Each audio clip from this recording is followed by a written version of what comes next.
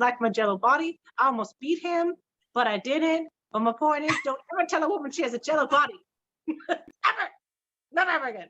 So anyways, today's episode. Yeah, don't say that. Yeah, it's true. I'm gonna make a shirt out of that. Maybe I should just like I love my jello body, but like flubber, but with muscles.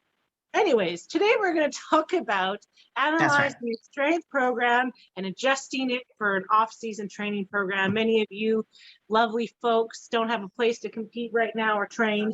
So what do you do in that situation? Fall is upon the corner and we all get thicker than a snicker, thicker like butter. So how do we combat the butter and still be healthy? That's just the question. There's a lot of pumpkin pie coming down the road and I'm ready for it. Do you like pumpkin spice, Pamela?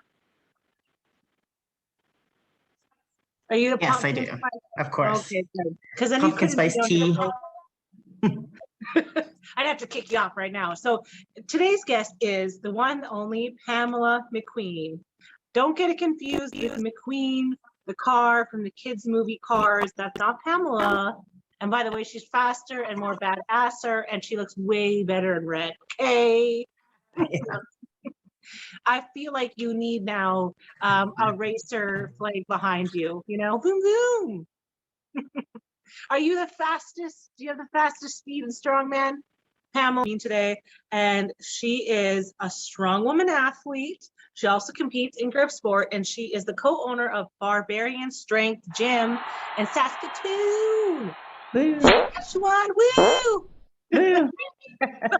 We have this beep thing going on here. I don't know why. Yo, you guys need to get me a Volkswagen because that'd be the funniest shit ever. My big ass trying to get out of there. You should see me trying to get out of the truck and shit. It's a truck. And then you have get it black and white, and then it's like a little panda.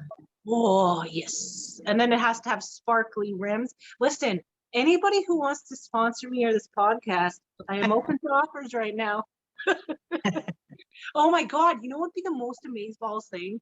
If I traveled Canada in this little pink black panda freaking Volkswagen, like beep beep, and I pulled up with speakers and my camera to record you badass bitches competing. Yeah. And Brock, I'm fucking down. Okay, Let's start a GoFundMe fund. Let's do it because you know what? Women should have exclusive coverage at their competition. And imagine a glitter car rolling up with hip hop music and blinky lights on the bottom. That is the shit. And you know what? I will even have a microphone on the outside screaming out to everyone, be like, come to this competition on whatever street. Come now, or you suck. Except for that part. The cops were like, we heard someone showing out a car. I'm like, they imagined it. It was probably a Karen. And welcome to our competition. Would you like a hot dog? Because, strong people, we always have food around. They have that eat, yeah. Oh, I got enough pizza.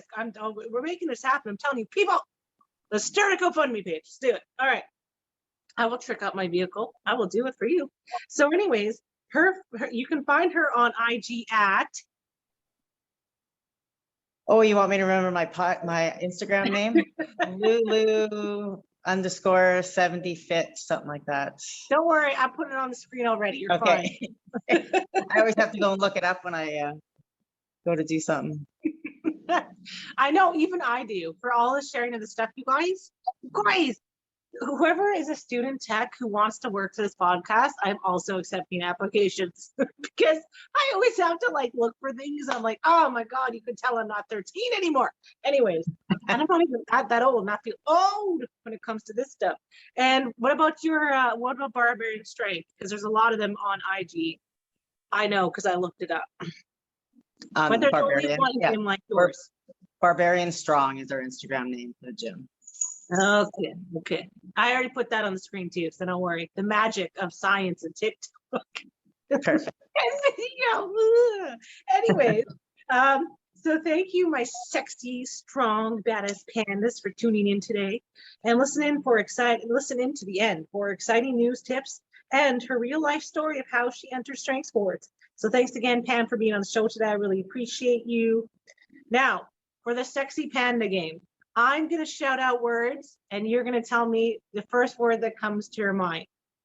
Don't worry about swearing because I've already rated explicit and controversial. Okay? Ready? Speed round. Yeah. Chicken. Tired. Viking press. Oh, painful. Car deadlift. Haven't done one yet. Ooh, Conan's wheel. Another painful, soul-sucking event. Sick strongmen. Yes, please. All right. I like you. It's official, friends. So yeah, if you guys want to look as sexy and as amazing as Pamela does in our amazing gear, then check out this code. Use it on our store at panastrong.ca to get hooked up with our best merch using Pamela McQueen's special VIP code. So anywho, I am super excited to have you on the show today. I know that you just recently competed in the classic strongman competition, and your face was really intense, especially on the walk. You were like this. You were like, Oh, the whole thing was very like, intense. that must have been heavy.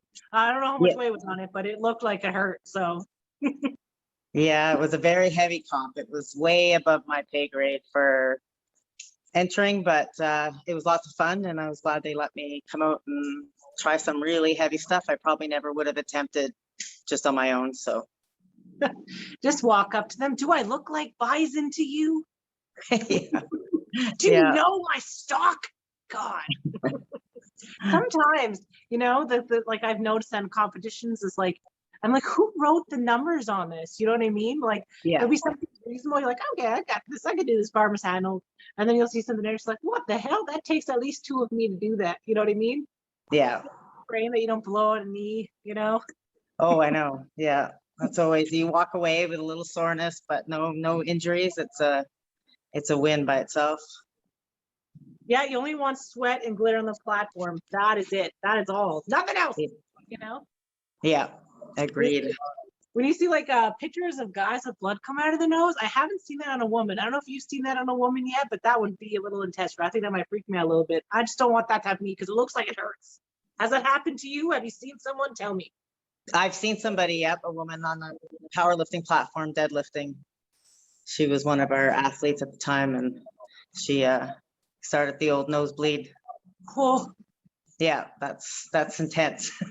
that's what I mean. Like, you can't even feel any more badass. You cannot compare your badassness to someone once they're bleeding beside you. Yeah, Like, you're exactly. automatically all right, I take second place, bro. You know what I mean? You're bleeding. Yeah. Take this Yeah. one. You see more bleeding in strongman, but not as much out of the nose. But Yeah. So like that, did she pass out after? no, she didn't. But I think she got Oh. the lift though. But it was pretty impressive. Wow, that's crazy. See, that's the stuff that blows my mind and like makes it like the most fun of sport. So a little bit more about Pamela's background. She's a master strongwoman athlete. Like I said, she's co-owner of Barbarian Strength Gym in Saskatchewan. She's the co-host and promoter of one of the forums for the classic strongman competition. And she's a retired figure bodybuilder. And she's a strong woman and grip athlete, which is pretty badass. You know, like women in your age group and like, you know, the shows like the Golden Girls, they were like bending over trying to pick up a book with their back burns and like, oh, my onion. And you're just, I'm just gonna lift this, no big deal, you know? Yeah. I don't know. If you stop moving, that's when you get old. So Yes, that's what has changed. So tell us about how you got into bodybuilding and when did you start? well, my husband at the time was a bodybuilder. So we got together in 98, 99. And so I started more serious at the gym then. And I just always wanted to do it. Everyone that we were around all the time were bodybuilders and competing and stuff. So, but I didn't get into doing that until 2014. So I waited a while, but had another kid in there and did some other stuff. But yeah, 2014, I did my first figure comp. And then the next 2 years I went on and did women's physique instead of figure. So yeah, tell me more about that switch, like why you went from, you know, between the two. What was the motivation under that? Well, figure, I started in figure just because of the size of the women. I thought I would fit better in that. But honestly, figure wears the really big high heels and I just couldn't swing those. I didn't enjoy the posing and the posing is in women's physique, the posing is more like bodybuilding posing. So you get to do the frontal bicep and, you know, side chest and all that stuff that you associate with bodybuilding, not so much just quarter turns. So it's oh, go ahead. no, that was it. But the main thing was the shoes. I'm just not a 4-inch heel girl. I was laughing because I'm flat-footed, so like I would always like fuck. I used to wipe the fuck out all the time when I was a teenager. Like I used to maim my knees, like maim them, because I would be like, and sprain my ankle. Like I would be bleeding and blistered and bruised and swollen. Like my whole legs are scarred for life. You don't know why my legs are scarred for life? Because I was kickboxing, because I was wearing damn heels. You know what I mean? And, and the heels are okay, I was just like, okay, so I started bodybuilding and weightlifting when I was 13. And I was so determined to be like a Barbie. So I used to like run at night in fucking heels. I'm not shitting you. I used to run in heels. Oh my God. I mean, it hurt so much that I would run on grass in heels late at night during the week by myself. I don't know how I didn't die. I think that the predators were like, she's too big and shit. I'm not into that, you know? But anyways, they just thought you were crazy, maybe. Yeah. You're like, oh, who that crack go down there? You know what I mean? Like, yeah, it was crazy. Like, it's funny now, but like, I can't wear heels, especially after having kids. I'm sorry, it hurts too much. I'm like, you know what? I got my sneakers with a thick knit beneath them, you know, to protect my feet from the smell. The only time I put naked is in slippers or when I'm squatting, you know. Other than that, no heels. Yeah. I used to have to walk around, like I just did my housework with them on, just trying to get used to wearing sweats and stripper heels. It was, there was the clear shoes. Yeah. I had those too. I used to go to like stripper shops and buy those shoes. Like that's what I'm trying to say. At 13, I'm fucking wearing stripper heels, like heated heels, you know.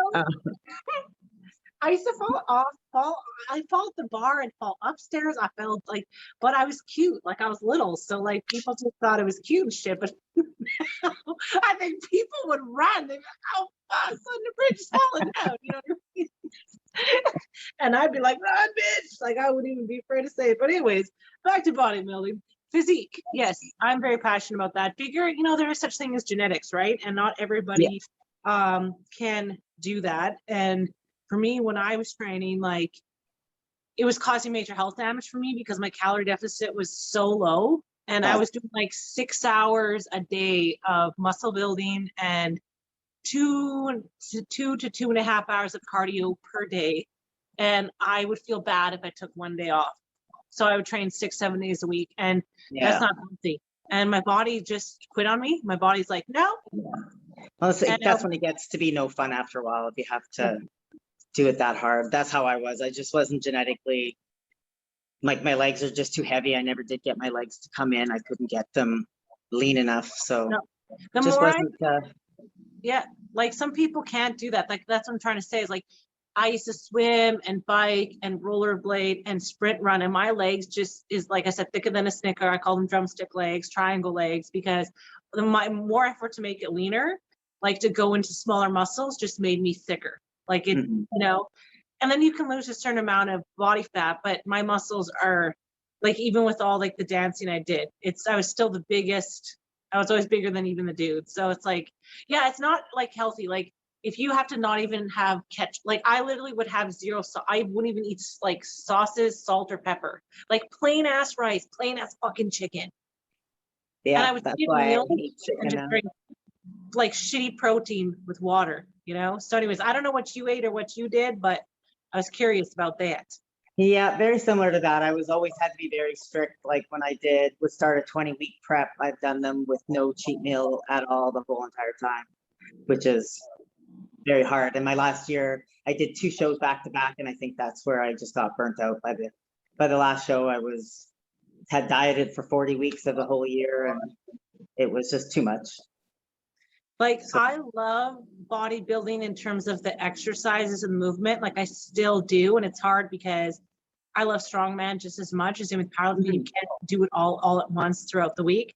and I love bodybuilding. Like, I absolutely love it. But like, the diet thing doesn't work for me. Like, I eat really healthy. I don't do cheat days even now, but like, yeah, I can't calorie cut like that. Like, it actually scares me to think of what it could do to my health if I try to do it a second time. You know what I Mhm. mean? And Yeah. there's been lots of talk about this over the years, like even in boxing, how there's certain men and women who are not healthy that weight and water cutting, and how they should just have either open class or heavy people. That's, I know a lot of people shit talk it, but that's actually why I'm so happy that like strong men like Eddie Hall and stuff like that are boxing, because like there's this delusional and we're going to talk about this delusion that um like if you are a strongman athlete, then you're just fat and you're just lazy, you eat like shit, you don't do cardio, and that you can't possibly be fit and thick, or thick and fit and fight. Do you know what I mean? Right. So anyways, yeah, I want to talk about that today. So like, because of your challenges maintaining like the lean muscle mass, was that your biggest motivator into getting to strongman, or what else kind of like, what led you Well, down that? I think I always enjoy having something to train for. It's not the only reason I go to the gym, but I like having that a little extra goal and, work towards something specific. So when I decided not to do bodybuilding, I was like, well, what can I do now that I want to keep getting stronger and being in the gym, but needed to try something. So I dabbled, I took the powerlifting course, and I tried CrossFit, just to see what I might like what I could be. You have to feel like you have some natural gifts towards something, and just the enjoyment of it. So Yeah, sure. then after that, I was able to connect with a local group that was training here, just, basically outside or in garages when we could, and just fell in love with the sport and in the community, like the people that were involved.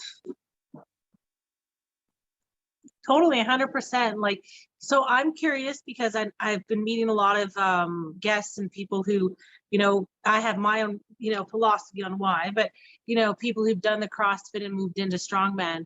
What draws you more to strongman than CrossFit? I'm not a fan of a lot of the exercises in CrossFit. I got hurt a couple times just trying to attempt some of the things that they were doing. It just wasn't for me. Like, I didn't enjoy it. Mhm. Where when I get to train for strongman stuff, even if it's no matter how hard it is, it's still so satisfying and so much fun to attempt and see what you can do. And I just didn't get that same feeling with CrossFit. My philosophy on it is, and anything in life really, is you can't go balls to the wall all the time. If you Yeah. go balls to the wall all the time, then your time is limited. So there's a reason why gymnasts retire and then go into circ, and then only last a few years in circ, and then their body's done and all they can do is teach. And so like, to me, life is always about trying to maintain long-term health, right? Mhm. And I think that's pretty difficult to do if you're breaking the shit out of yourself. And there's a lot of science on that, how when you talk about like, so now there's another shift, right? There's a lot of politics in terms of weight loss, strength training, fitness in general in the industry, right? When you're a coach or personal trainer. And so there's like, people think, oh, right now there's like too much body positivity, right? You're not supporting what true fitness looks like, because some people still have stuck in their mind that fitness is, certain bodybuilder aerobic body types that you've seen in like, VHS workouts, right? Yeah. So that's their perception. And what we have found, and what science has found, and I'm curious what your thoughts are on this as a master's athlete, is that if you over exercise, it actually increases your mortality rate. And I think that's why a lot of bodybuilders, especially men, die, is because it's, your body needs to have cheat days. Your body needs to have active rest days. You know what I mean? Your body needs to have breaks from competing. So I'm curious because some people believe, once you get into a certain age, like masters, you should just lift weights. And some people believe you should just be doing like cardio and, smaller exercise movements, right? Like with bands and Pilates and that kind of stuff. So what's your thoughts on that? Obviously owning a gym and working with other athletes in your age group and then your experience, right? entering these sports in a, you know, later age, right? Not in your 20s or 30s. So curious. Yeah. I think as we get older, we need to, you know, not look at rest days and deloads and looking after yourself, like self-care as being, you know, yet you're being lazy and you're using that as an excuse not to train harder, because hard every day, maxing out every single day is just not, it's not good for you. Like you said, it's not, you're not going to have longevity as an athlete, I don't think. Like you see it all the time, people going too hard and then they get hurt and your body can only take so much, and then you get tired and your mentally you start breaking down on that too. So yeah, I think it's very important to treat recovery and deloads and that as part of your regular program. It's part of the program. It's not something that you're skipping. You know, you don't treat it as a negative thing. Totally, 100%. It's funny because how I started to think about this and kind of break my eating disorder cycle, I guess you'd say, was, you know, like you maybe you know, but maybe you do, video game. It was called Sims, and it was really popular. And so it would show you how much energy you're, you know, exporting from doing things like dishes or sweeping. And so you had to constantly get the sim to sleep or eat, or they would die. Right. And it's so graphic, but like it really teaches you that all these things add up in a day. Like, because you have to be really mentally present when you're working out. So it is a mental exercise, right? So you get tired from that. And I think that like consistency and showing up in efficiency is far more effective in the long term, and to me is more significant than just going balls to the wall, going hard. Do you know what I mean? Yeah. You train hard for a month or two and then have to take 3 months off because you hurt yourself. Are you really further ahead if you had just been, you know, moderate to intense for moderate to intense normal programming, and then you can keep going longer. You could be training for the whole 6 months instead of being laid up for half of it. Totally. I feel like you have a lot of passion about this subject. I can see through your eyes. And she's like, I feel like you're a hard ass coach. Like, I feel like, but in a good way, but you don't fuck around. And that's good. Like, sometimes people need to hear that, because adults, once we become adults, become kind of stubborn, right? Because we have our own ways and we're not always as teachable as we were when we were young, right? Because you're like, I'm a human, I have my own rights. And sometimes like, it's hard to take that feedback, because like a lot of us want to do really well in the sport and be elite and get to a certain pace. And it just feels like, sometimes it feels like everyone's kind of like beating you at it, you know, whether it's like weight loss or strength, you know, muscle gains, whatever. You see Instagram, and so it's constant like pressure in your face all the time, hitting you, you know. And you know, I use like the example of, I posted on my Facebook, I think it was Instagram, but like the odd time I'll get a message from some fat loss coach who will like try to sell me a program through my DMs. They haven't even checked my profile. I'm like, hey, idiot, I train for a living. I think I freaking know what I'm doing. I've been an athlete since I was 13 years old. You know what I mean? For 20 years. I think I know what the hell I'm doing. I don't need your help.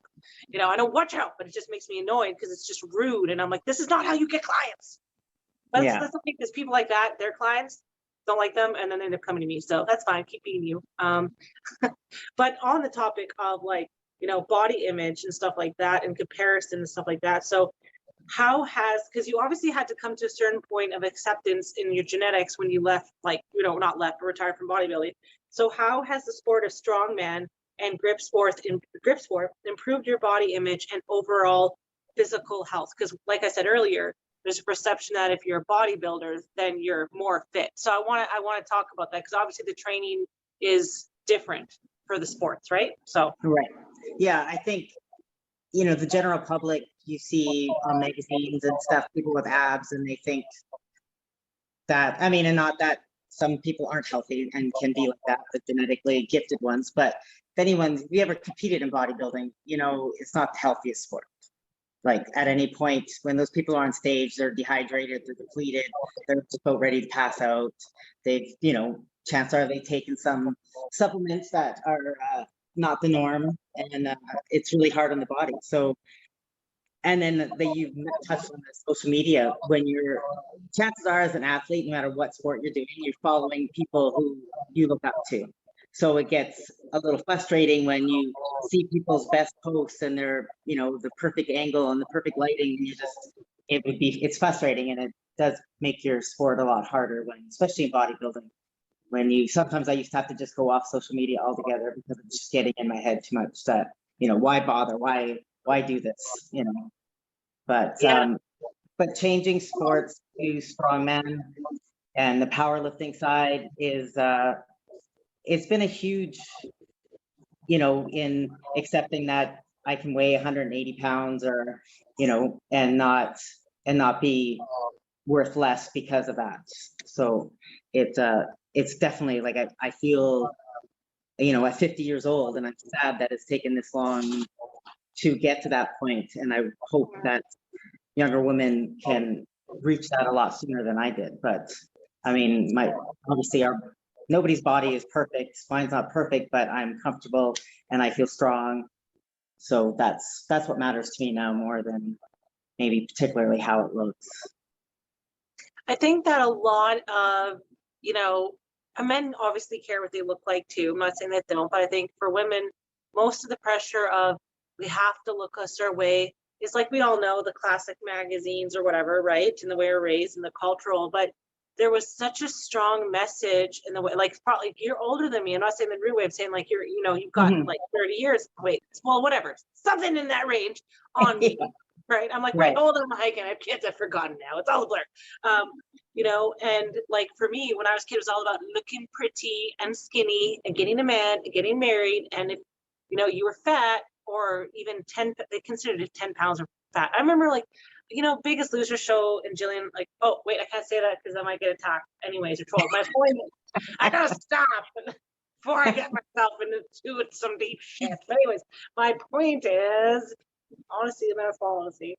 Damn it, how do I say this?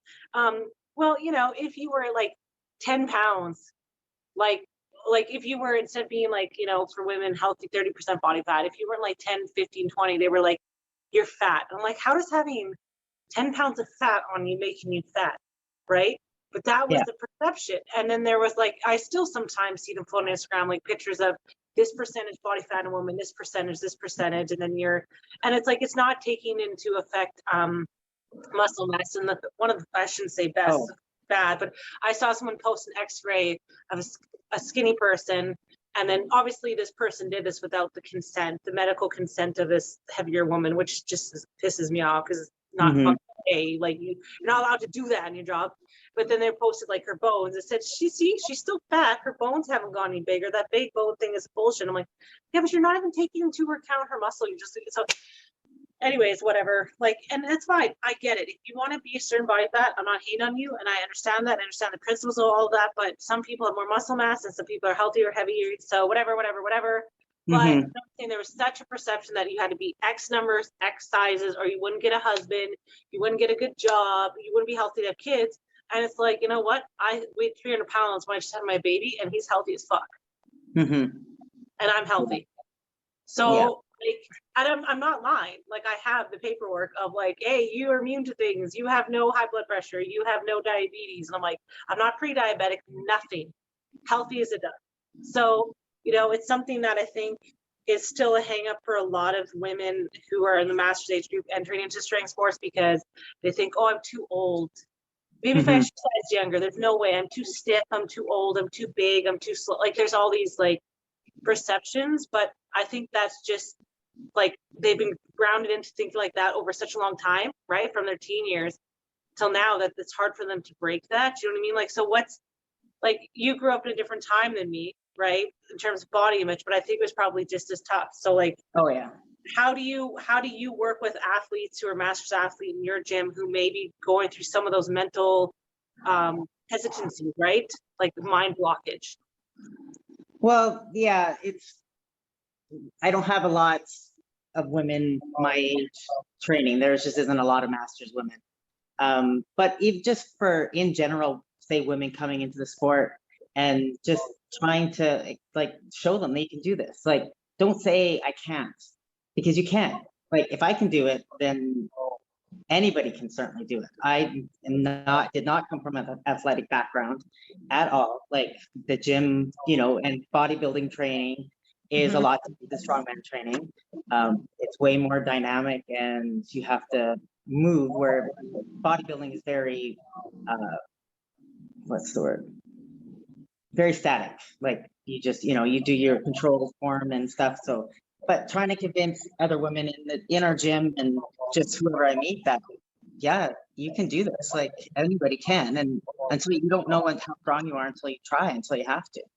So, and just getting the love for pushing to get that, like that feeling when you do get it. Yeah. And if you don't get it, but you at least try, like it feels good, and it makes me excited to see. I'm excited to watch the sport grow, hopefully with more women coming into it. And Yeah. So what do you think is the reason why there aren't more like female masters athletes in like, I'm not an expert in powerlifting, obviously, because that's not my main sport, but like, obviously in your province and, in the gyms you train in, obviously at your gym, and then other people you work with and at competitions and stuff that you're involved with in strongman community, like, why don't you think there's more female masters athletes, and how can we, as promoters and fellow athletes, strength athletes, improve that, open up the space, encourage? yeah, I think it's just because we come from a time we just didn't do sports like that, so it's just having, if you had any kind of sports background, to wanting to jump into something like that. But I think our main thing would be now is trying to get, you turn masters at 40. So getting women in their, mid to late 30s interested in trying to get going in the sport, and then they'll transition into the masters. Like coming up, the masters men's group is going to explode soon, because there's a lot of mid to late guys that are going to just, jump into that masters class. We're going to see that grow a lot, I think. So I'd like to see the masters women doing that. I think it'll just take a little longer to get to that point. Yeah. I know this may be a touchy subject, and I'm not attaching, just disclosure, any feminist agendas. I'm not assuming, or not saying men are bad. I'm not saying any of these things, but I'm curious because you talked about different time, right? So I've heard, like, I had another guest on the show, and she said that not elderly, but a master's like couple obviously went up to her and said, the man said in front of the wife, if you were more thin, perhaps like not as bulky, not as manly looking, it's great that you work now that you're fit, you'd find a man, right? So there is still that perception that men just want like the bodybuilder figure type, right? Mhm. So do you think that's a hang up for masters women, that if they are in a relationship or whatever, that like that body image comes to play again, that they think that they might get too bulky and that their spouse may not want them, or maybe they are looking for love and that would work against them? So like, oh, all I gotta do is to get some cardio and lose the pooch. And I'm like, well, it's gonna be pretty hard to lose the pooch at your age. The best way to do that is with strength training. But anywho, thoughts? Yeah. Yeah. I don't know if that even would be as much from that perspective, but I can imagine, and I've seen this just with my own training. I was lucky when I was married that my spouse, we treated training like that's just what you do. Like there was no question of, oh, you're going to the gym again, like, because we both did it. So we made time for both of us to be able to go. And at times we had gyms in our home, or we both, went to a different gym. Couples, I think, especially the women, if the couple isn't into sports, for the woman to start, it would be difficult, I think, on the relationship, because there would be, I mean, it goes both ways too, but this other spouse will get insecure about, what they're doing without being, so unless they're willing to do it together, which, I mean, it doesn't always happen.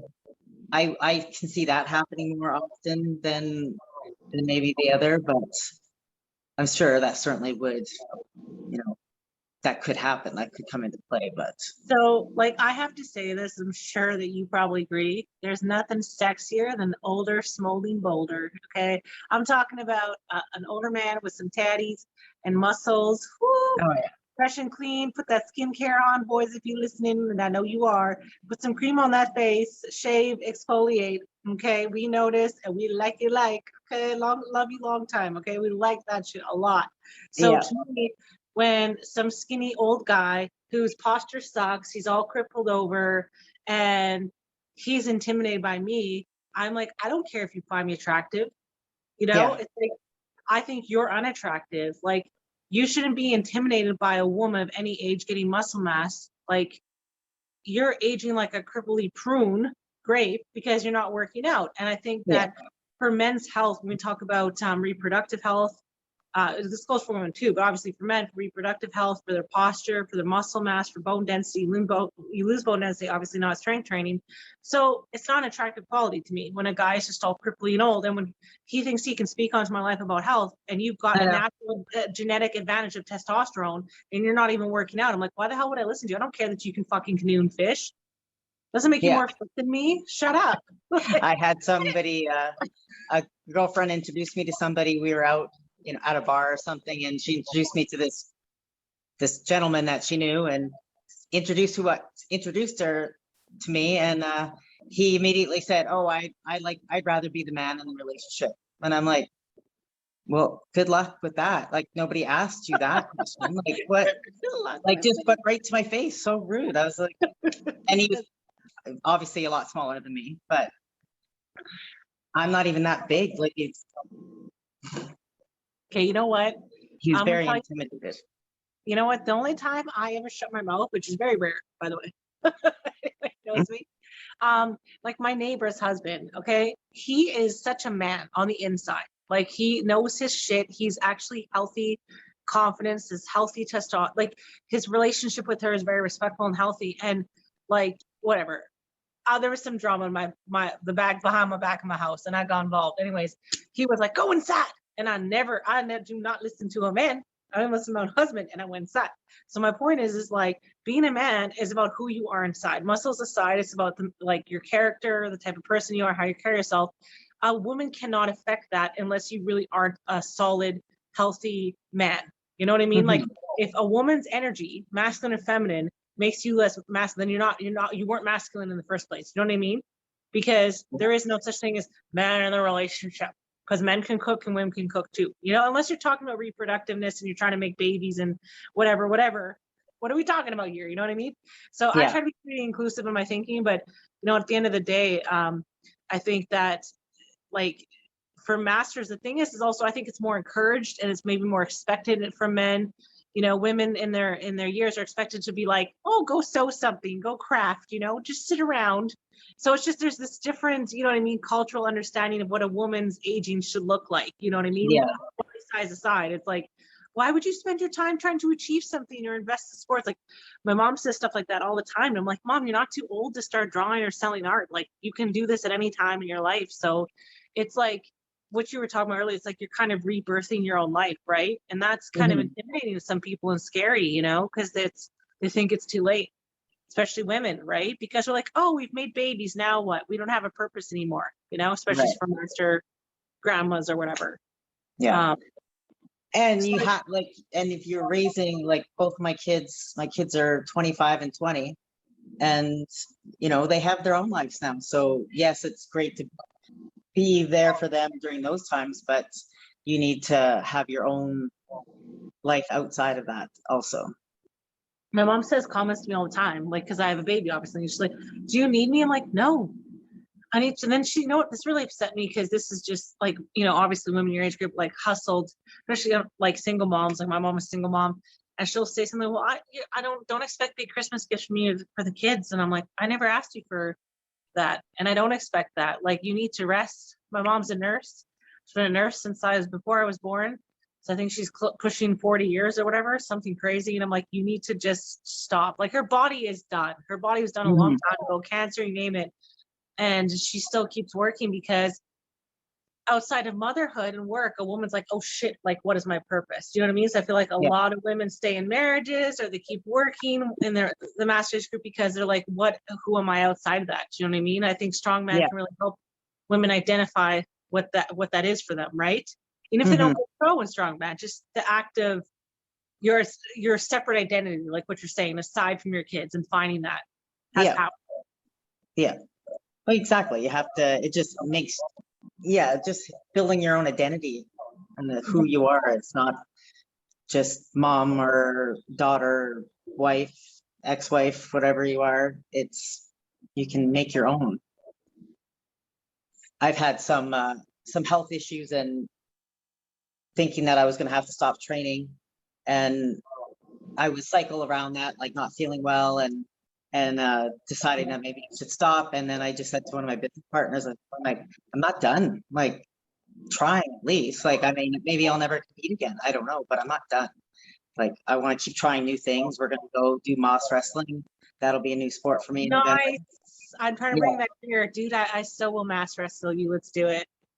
Yeah, so I'm excited to try that. It's the 6-foot bear hug, bear hug, teeter totter. I don't know. It's an adult tug of war with a stick. It is freaking awesome, man. I will tug of war. It's fun. Yeah. I don't need to cheat by tying weight behind my ass because my ass is the weight. Yeah, that's right. If my husband ever said, being thick will come in handy. Oh yes, I'm bottom heavy and I'm gonna drive my ass into the ground. You can't pick me up. Yeah. I know, because some cute paramedics have tried. Daryl in distress, pick me up, lift me. And he's like, ugh. I'm like, yeah, I'll pick my ass off the floor. I understand. I'll bring you back.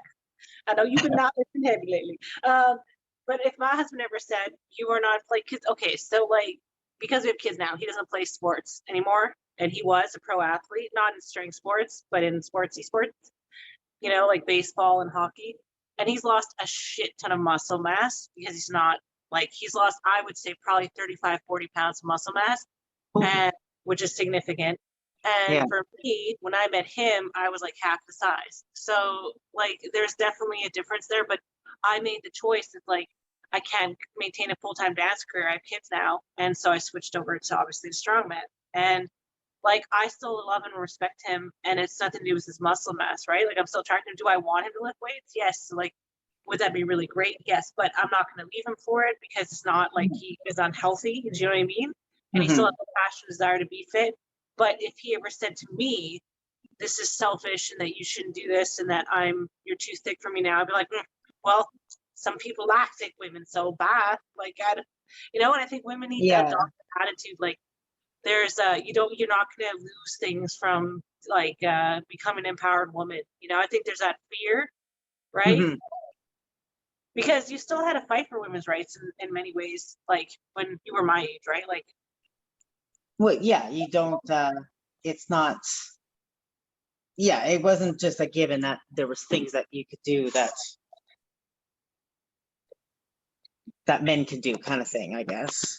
I like the lights in your background. On this note, people, as we're making our way through here with this interview, if you're struggling to find the right fitness challenge for you or something to get you started, check us out. We have a Facebook group called Strong Women of Canada, and all the people who've been on our show are considered guest experts. They're marked in the group. So I post information on there for you to start strength training, their coupon codes. You can directly message them about coaching. And like I said, all these resources are also on our website. They're on TikTok. And if you complete one of our bi-weekly challenges created by our guest speakers, you can actually win one of our monthly prize giveaways, which is pretty exciting. Right now, we've got some stuff from Supplement King and some merch that I want to give away. So check that out. Log on to panstrong.ca. And so like I said, many non-strongman bodybuilders who don't have knowledge about the sport have a perception that it isn't as athletic, like I said, as bodybuilding. So can you describe, in terms of the transition of training, what you do now and what you feel are the biggest differences in the training? And because there's a lot of bodybuilders who come into strongman and, like I said on another episode, excel really well, right? So you have a gym, you coach people. Have you worked with people who left bodybuilding to strongman or vice versa? And how do you plan their training program? Well, I don't particularly coach people specifically, but you do see people coming from a bodybuilding background coming in to do strongman. And it's just, I think the main training difference is just being more dynamic. And making sure you get the big moves in and stuff. I didn't really even squat before. So now it's, squat and deadlift and just being faster. And if they think strongman don't do cardio, well, we just call it the cardio at our gym we just call it strongman cardio, because go pick up those farmers and run down the turf a few times and tell me if that's not cardio. So it's just, and I just love helping people get ready for comps, strategically planning things. And if it's an easy weight for them, then let's focus on your conditioning, let's get faster. you know, learning to move quick between implements and just stuff like that. But that's the kind of, but yeah, the biggest change would just be trying to be faster, more dynamic. Like I was just super slow. Like I watched videos of my first comps and I'm like, move, like, why are you going so slow? Like, and then you learn that that's the stuff that you have to work on. So it's just, but they do mimic each other a lot because a lot of us still use the bodybuilding accessories types things, you know, in training. So you do your big lifts and then you do your event days, but all your accessories are still very similar to bodybuilding styles. So it, yeah, besides the dieting and the eating part, I think they go well together. Oh yeah, 100%. I can't say that enough. And I honestly believe my whole, like the year after year that I did, like all the cardio as a dancer, and then like I said, I used to sprint run, and then the biking roll, like all those like quick twitch muscles that I've been training for years and years and years, was a huge asset for me. And the fact that Absolutely. Like, yeah, and then like people used to call me an otter in water. It's kind of like Eddie Hall. Like I'm very fast in water, and so like I spent my entire childhood doing mainly cardio. So even though it's heavy, and like what people understand is like my asthma was so bad, it was so debilitating that I had to stay home from school because I would get sick that often. I couldn't sleep at night, and I had really bad sleep apnea from it. Doing strongman training has taken that away. I don't even need my asthma ventolins. I don't even get sick anymore. Really? So yeah, Do you and think I really regulate your breathing, or?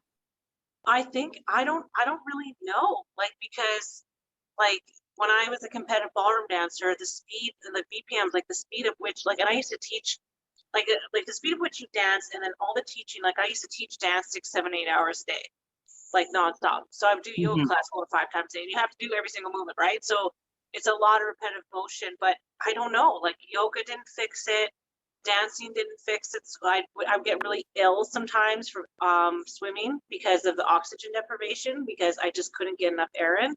With the speed, my muscles could do it, but my lungs can do it. I don't know. I think because with strongman, it's the cross train. There's something about the bracing that is needed for carrying heavy objects, because you can't carry a heavy object if you don't have enough air. Like it's impossible. Never mind, like not just lifting up, but also like moving with it, right? Like walking or pushing. So I think someone should really do some research on that, because could be also the interval type, like it's that's not. what I'm saying, like the hit styles, like training, like what they do for football or whatever. Like I think there's something really powerful about that. Like just even with my clients, I've seen their posture dramatically change from night and day. You know, people who've got like fused C4, C5s, like stiff as a wall, like they cannot move, horrible posture, and then barely can lift like a, you know, like a 40-pound deadlift or kettlebell for right, like that's it, and all of a sudden they're jumping right up into the hundreds. It's like there's something there, you know what I mean? Definitely. Yeah, So there's got to be a connection. it's something I want to really research, because there's a lot of elite athletes in Olympics, right, who have asthma and have permanent lung damage from breathing through it, and I don't get that lung pain anymore. So and it's not supplements, because I've experimented with supplements over the years and different diets, because some people like cut dairy, like no, I've done all that. There's something specific about the training, because I can tell you, for me, focusing more on powerlifting and bodybuilding, I noticed a direct impact on my breathing. As soon as I start pushing more into strongman workouts, my breathing changes or improves dramatically. So there's something there. There's something there with the carrying implements. So yeah, it's got to be the way you're breathing or something. But I mean, and that's a great thing to know, because there's probably people who have those conditions that are scared to try, you know, like they, oh, I can't because I have asthma, or, you know, but yeah. And I've worked with people who, like, their doctors have told them they cannot do certain things, and I'm like, they don't even know what they're talking about. They have no training or experience. Like, no, unfortunately, like I said, I have health issues, and I've literally had my like I went in to see my doctor once, and she was asking me how I was, and I'm like good, in reference to, you know, my normal. I'm like, oh, my back is out, my back is sore right now. And she's like, oh, what's wrong with your back? And I'm like, oh, I just stupidly pulled it deadlifting, like obviously doing it wrong. And she's like, why? Like she just didn't understand why I would be doing that. I think you need to stop doing that. I'm like, that's not going to happen. No, I'll just remember not to tell you that I'm sore again. Yeah, totally. Yeah. I mean, But this is a professional medical person telling me not to exercise. well, it's just, well, because like I said, I was training for nationals right when I got pregnant with my baby I just had, and like they were so convinced, like that I was unhealthy, you know, being pregnant that way, that my baby would be high risk or have health problems, and I said I couldn't breathe properly. They're like, "Oh, it's 'cause you're fat." I'm like, I have a fucking huge. My baby was born 12 pounds. My baby was fucking 12 pounds. Okay, so Jesus. like I was huge when I was pregnant. Yeah. You know, it's like Tomato. we're pregnant twins. So it's like, no, I can't breathe because I have a ginormous baby in me. Okay, Yeah, that's nothing to exactly. do with my weight, asshole. I have no problem Yeah. breathing things out. Watch me. Yeah. But Well, that's, and people making a snap judgment just based on your appearance. yeah, You don't have to weigh 120 pounds to be healthy. That's not, definitely not it. yeah, no. And I mean, like I said, there is different bone structures and body types. I don't care what any freaking person says. That is the truth. Okay. Animals exist in different spectrums, and so do we. Yeah, Even more. I My agree. bud has even my bud has attitude on this subject. It's like, listen here. Don't talk sus to me. You do to kids, and they're like, they just start laughing. It's great. I'm like, what'd you say? You know, I will end you. I brought you into this world. I'll take you out. Okay, this is my favorite part about this podcast. You guys need to get me donate on the donate coffee button on the website so I can get a bigger camera so we can capture the full blown experience. Okay. So, anyways, It just comes in and out of the scene. it's like, hey, I agree with the subject. I have something to say. I need to add to it. And my Yeah. eyebrows. It's like an exclamation mark. Yeah. Yes, I love that. That's my favorite perfume in the 90s when I was a kid, you know? It always makes me laugh, my eyebrows, because they're crooked because I had a stroke. So on the subject Oh, of really? bodybuilding, I was, yeah, because I was a vegan and I was dieting so much. I gave myself stones, gallstones, Oh my God. ulcers, and all kinds of fucked up shit. And I actually had a stroke. I think I was 20. How old was I when I had it? I think it was 23, 24, something like that. So Yeah. my eyebrow is higher because I lost feeling in my face on this side. And it still Yeah. never came back. That's No, I mean, it's better than it was. It was pretty, like, I have a picture of it, I was like fucked up. But now it's like I still, like, I used to drink and I'd spill all over myself because I had no feeling. yeah. But I still do. You could smack me or kick me pretty hard here. I wouldn't feel it. I'm like, let's box, bitches. I'll just always give them this side, you know? Just that side, yeah. Yeah. I'll fuck you up. They're just punching me. Nothing's happening. I'm like, ha ha. Meanwhile, it's broken. Just don't feel it. But no, that's why I'm really passionate about this subject, because I think that the health damages are really serious. And I think people are like, oh, being overweight has health challenges. And I'm like, yeah, and so does starvation. So both are valid points, you know? Yeah. No, I Like, totally agree. finding You have to, nutritionists. nutrition is so important, and sleep. It's too overlooked. Like, it's not just about eating. It's what you eat also. It's got to be some quality calories. Yeah, I mean, we all like treats every once in a while, but real food over yeah, protein bars, real food. real And food. like when my kids get older, I always lose weight. Like when I sleep, for me, sleep and stress. If I don't sleep and I'm stressed, doesn't matter how many hours I spend in the gym, I can be taking the best supplements in the world, I'm heavier. Cortisol is a real Yeah. thing. You know what I mean? And I think that that's why I nap so much. My husband gets mad. Like, I think he just thinks it's like lazy, but whatever. It's like women need more sleep than men. That is a fact. That's a scientific fact. And like, especially if you're going to be training heavy. And I think like our culture, American culture, Canadian culture, whatever you want to call it, Western culture, just doesn't, there's too much hustle sometimes, right? And it doesn't praise rest as self-care or that as an achievement. I think it's an achievement. I feel very achieved every time I nap. Yeah, well, that's what I said. Like when you're training hard, deloading and like overtraining isn't smart. It's gonna make your career very short, I think. So you have to look after yourself. Stretching and whatever it is that you need to do, meditate or yoga, anything, deload. Like you just got to take that active rest and naps. All the time. Nothing wrong with So a nap. you would like, so what was your motivation was like, you know, behind co-owning Barbarian Strength Gym, Barbarian? Barbarian. Barbarian. Maybe that's a type of tomato. I don't know. Barbarian. I always just think barbarian. Wasn't there like a movie, Barbarian the Giants? There's something. Where's that come from? Well, there's Conan the Barbarian. Ah, that's what it is. There you go. Yeah. Like, where does that come from again? So what was your motivation between like starting that, work, coding the gym?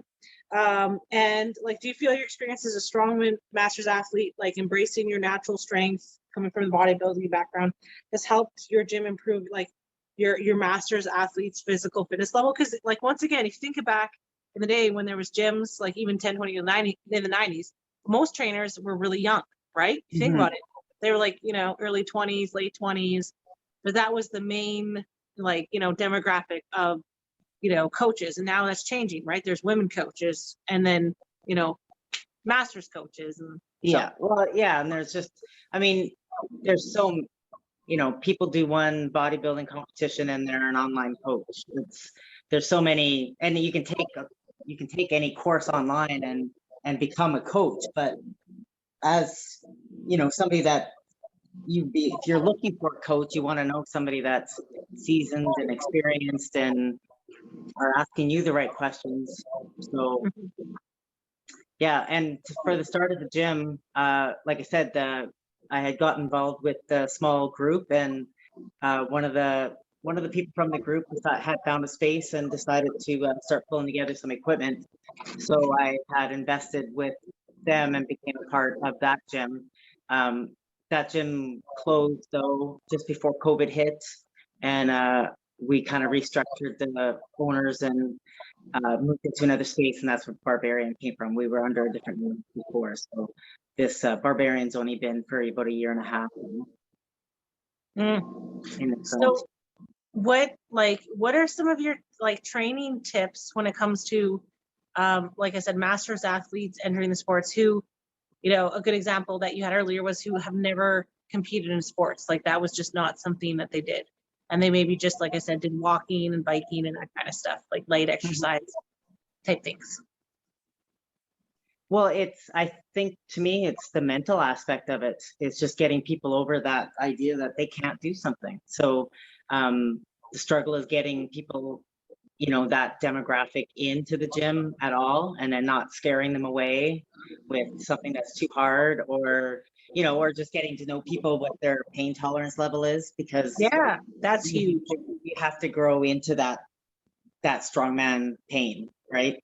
Like you just put somebody through a workout, an event day without any kind of setup for it, they're going to be hurting, and you may never see them because it's so hard to do. But so you have to work into that. So it's just getting people into the gym and not scaring them away with strongman as much as just, we are a regular setup gym that you can come and do any training there that you want. Not everybody is strongman. And yeah, and then just slowly, then you like, come play, come do this. Like, doesn't this look fun? And you can do it. And it's just taking people on that way. So I'm hoping we're with the Classic Strongman group, we're hosting a novice competition in a couple weeks. Yeah. So we had 38 people sign up for it, which was way bigger than I thought. 8 women of the 38. So I was happy to see that. And hopefully we can, if even half of those people move on to doing to keep competing, that would be awesome for Totally the sport alone. My opinion on it is that, like, a lot of people don't want to host novice because they think, oh, like, we're not going to get sponsors, we're not going to let a lot of spectators or whatever. And it's like, that's the wrong way of looking at it. The leap to become, because some comps have really high amateur weights, like entry points, and it's quite a leap, and you don't want to get injured. And sometimes I've seen competitions do lifts where the gyms close by don't have access to that specific equipment for them to touch. So for them to make that, you can mimic workouts for like Zerkers, you can mimic with a barbell, like you can train in a regular gym and get pretty close. But it's like, do you want like 6 or 7 amateurs and then complain you didn't get enough spectators or athletes, or do you want to have 30 novices? Do you know what I mean? And I think that needs to be a focus, is have a lot more novice competitions, have a lot more, like you said, playtime, like, you know, gyms doing strongman Sundays and Yeah. just farting around. And having equipment that's like lighter Atlas stones is just like making it more accessible. And like you said, slowly working up to, I think, like, it depends on what your personal training or group fitness background is, like where your certification is, because some have more science in them and are better. But a lot of people, a lot of trainers, especially like young male trainers, would just have like the kinesiology back in the day, right? Which is a great start, but it's like knowing how to work with, like, having postpartum fitness certifications, knowing how to work with postpartum bodies, older active adults, group fitness, like my background in group fitness, and then the dance and all these other different things like gymnastics.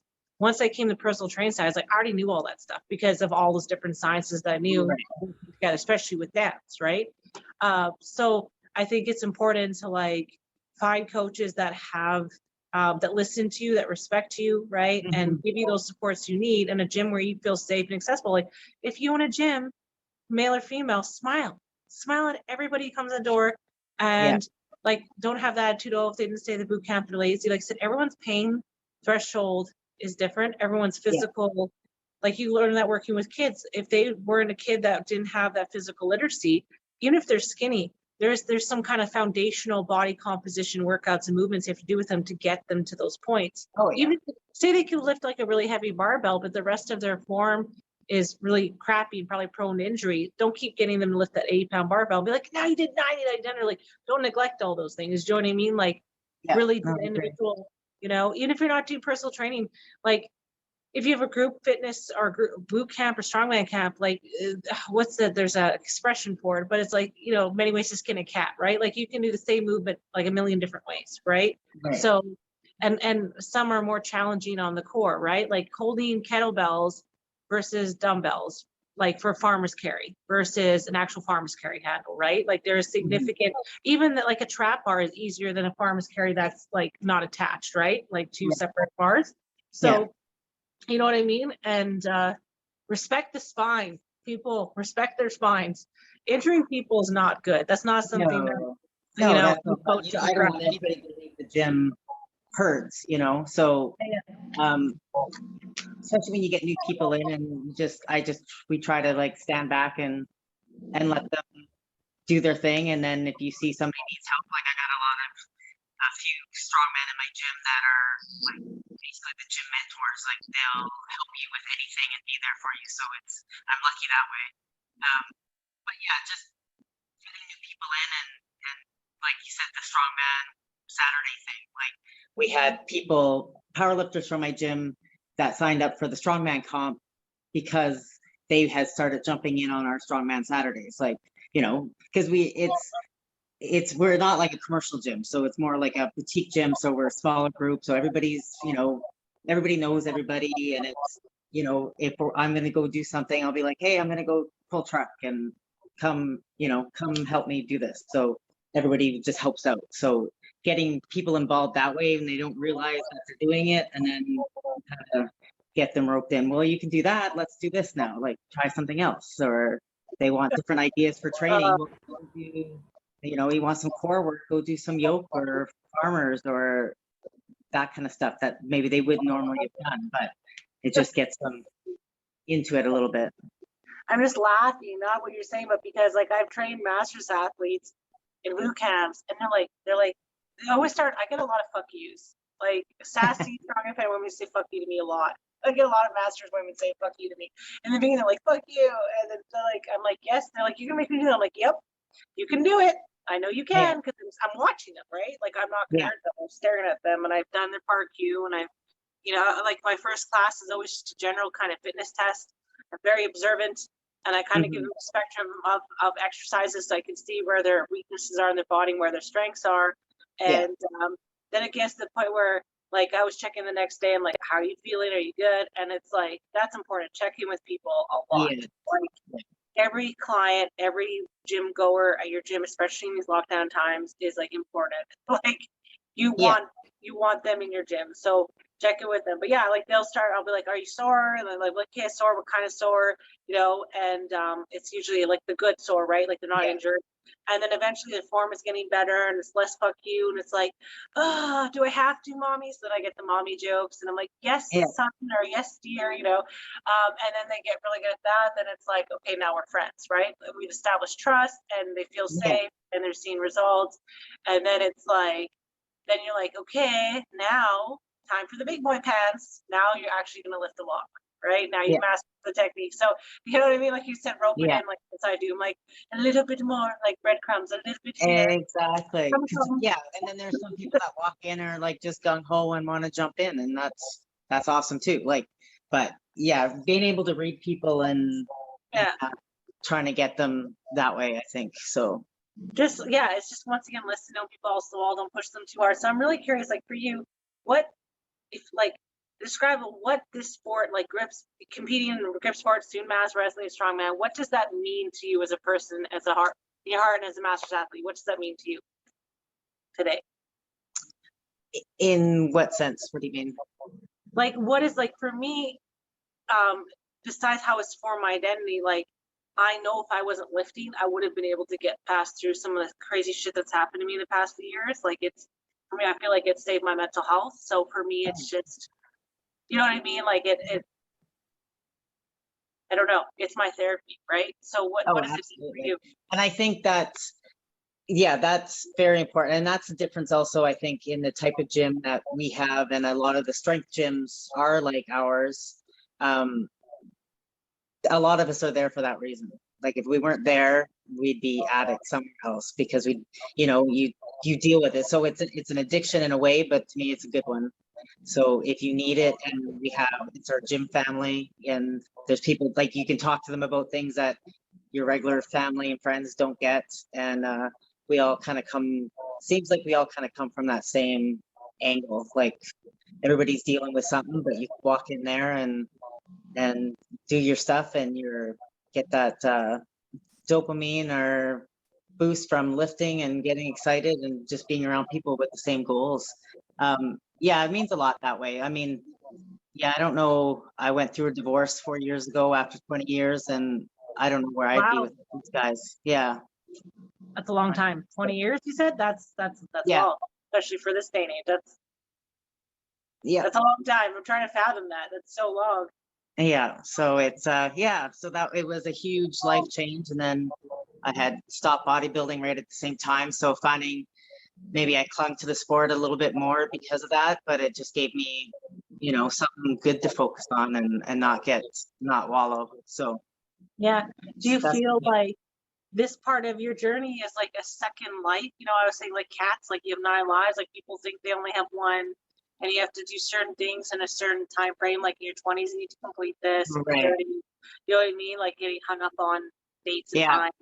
Yeah, and I did all that. Like I did all the timing and had the kids and marriage and stuff. And so now I'm single and 50 and own a gym and doing, if you had asked me 5 years ago what this would be my life right now, I would, and I'm not unhappy about it. Like I love where it's headed, and I can see more things happening. So getting more into coaching and nutrition and focusing more things like that with the gym and the sports. And I just love to see them grow. Like if that's all I can do is just get out there and do these things so that people see that anybody can do it. Yeah. Get more people interested in it. I'll never be the strongest. I never was ever, even if I started this 20 years ago, I would never probably have won a pro card or even won a show, but I don't care. I don't know what you're saying, because first of all, you're a blonde bombshell, and I'm pretty sure you're going to get lots of sliding into those DMs after this interview. And secondly, when you were lifting, what is it called, man? I can never think of it. Like when you were holding the weight like this, and your face is like, we had to do that front hold.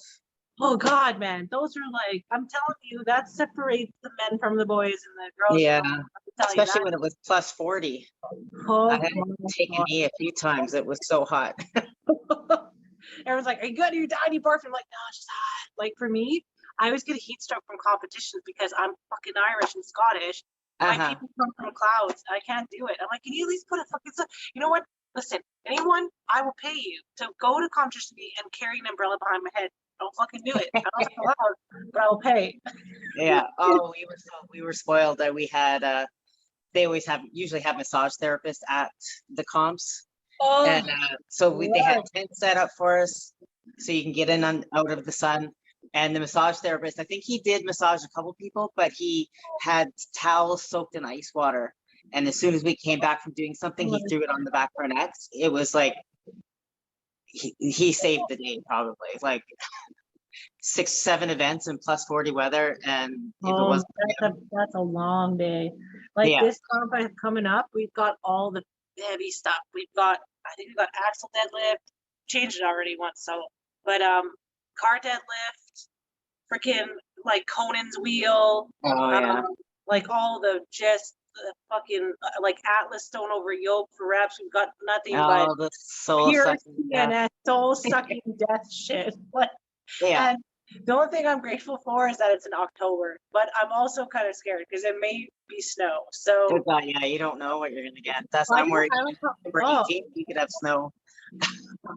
it's so funny because I did a Highland competition and I actually won first, and all the female athletes were smart and they left, and I stayed in a fucking rain thunderstorm and threw shit, and I got like so fucking sick after. Like I got like, and I'm like, was it worth the medal? I don't know. I'm still kind of debating it, but yeah, it was hardcore, and it definitely made me more of, you know, a woman, you know, after that. Yeah, Changed forever. yeah, yeah. That's one sport I have to try yet too. So Oh, you got to do it. It's so much fun. You love it. Like seriously, Highland Games is a great way to get ready for strongman. Like it's really rep heavy, so you have someone who's stretching and doing your deep therapy, like tissue work, like with your rollers, and can't miss stretch day.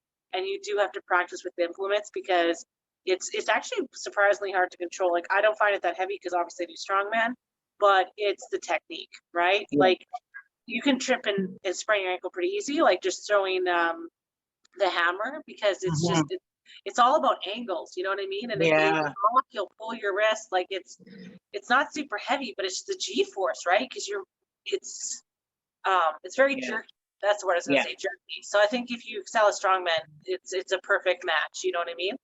Mm-hmm. And if I you just don't want know to if I'm start coordinated enough for the spinning thing. that's what I'm Spinning saying. part. You have to have coordination, because not only do you lose points if you don't get it straight, but you can also trip. And the thing is, you don't want to maim the spectators by throwing something, you know, a heavy No, hammer. exactly. Yeah. So, you know, my brother's like, don't do it. You will hurt yourself or other people. And I did hurt myself, but I didn't hurt anyone else. So, you know, I Yeah. consider it like, I didn't break anything. I didn't break any walls, didn't break anybody. I did do a lot of inappropriate squat stretching in a short ass kilt. Oh yeah. With my pink booty shorts out, but y'all, you're welcome. So, um, a few more questions here. What are like, how do you think female athletes at any age can achieve success in these sports? Mass wrestling, grip sport is strong, man. How can they achieve success? Yeah. What are some steps they can take? Training tips, things you recommend for women who are on the cusp of greatness or just starting out? I think just consistency in training. You know, you don't necessarily have to have a coach, but I think it's 100% a huge benefit. You know, have somebody good, but do your research and get somebody good that's going to listen to you and can give you lots of feedback. I don't know, Yeah. just try, like put your heart out there and have fun. I mean, at the end of the day, it's a hobby, right? It's supposed to be fun. So Totally. yeah, you got to love it. And one last question. So when, for you, like, you know, because you talked about your divorce, obviously, I wasn't aware of that. How do you feel, you know, doing this, like the strongman stuff in the past few years has shaped you personally and professionally? Like, do you feel you command more for your life? Do you feel a more overall success besides the mental health, emotional, physical health? Like outside of that, how has it transformed things in your life? I think I'm just more, it's made me more confident. You know, not as scared to try something new, and not like I made myself stop saying I can't a long time ago, that, if I want to try something and be like, oh no, I can't do that, then I have to go do it. So the only thing I don't say that about is burpees, because I just won't do those. But Yeah, fuck no. fuck burpees. But yeah, just probably the confidence and just meeting, putting myself out there to talk to people and have to deal with things that aren't always fun. But when you own a business, that's what has to happen sometimes. Yeah.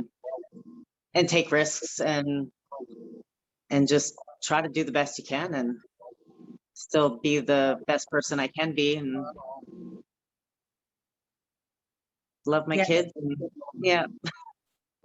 I'm laughing not at you, never laugh No, at you. that's fine. But I have a movie like in my head all the time. So when you so burpees, this is what burpees I think of. This is torture. Okay? When I was skinny, I still hated them.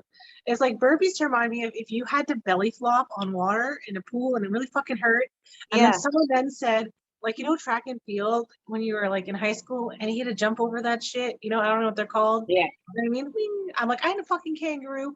That's what it reminds me of. Okay, go belly flop on your fucking stomach, and now go jump over somewhere. Like, well, I ain't no fucking horse. This is an equestrian, bitch. Well, yeah, they belly flop and then stand up and then do it again. Don't Who the? Yeah. Yeah.